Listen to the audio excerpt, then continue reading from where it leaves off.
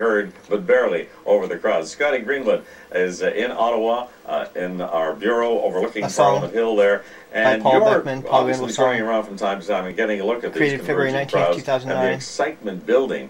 using in your time the guitar covering chords Ottawa, Washington E minor, relations, A minor, have you ever and seen G. this This kind song of is going to be called excitement The Excitement Building. one individual like this, the American president?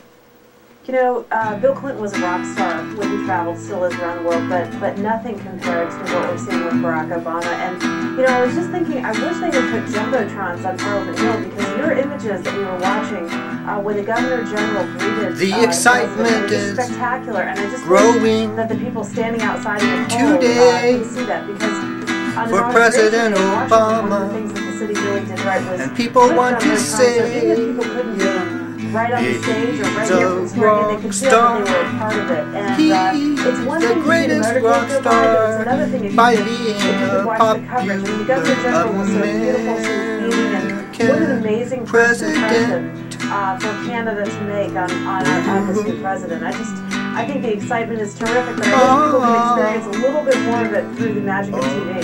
Well, my understanding is, Scotty, that they made some adjustments the last few days to let people on the hill at all.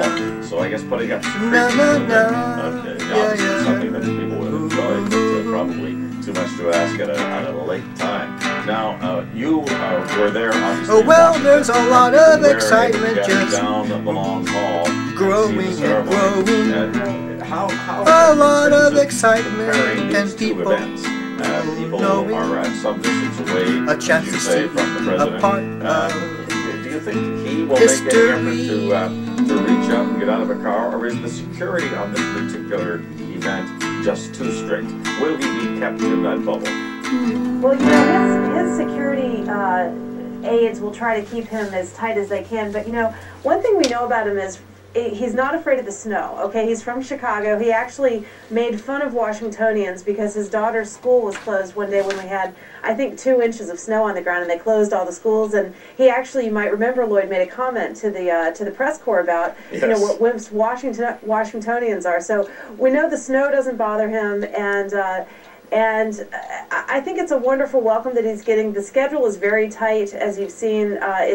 He's purposefully trying to set a serious business tone. You know, even on the night he was elected, that huge gathering in Chicago, the campaign wanted to do fireworks and confetti, and he said, you know what, it's a difficult time for the country. Let's celebrate, but let's be appropriately serious about the work ahead. And so he's constantly trying to balance you know, this notion that he knows how powerful his brand is. He knows that he's famous and that people want a piece of him, but he also wants to indicate to the world and to you know, his partners that it's a serious time. There's a lot of difficult work to do. So it's a constant balance that he's trying to strike, and it'll be interesting to see, you know, kind of how lighthearted he is in the presser. It's quite a quick gathering. You know, when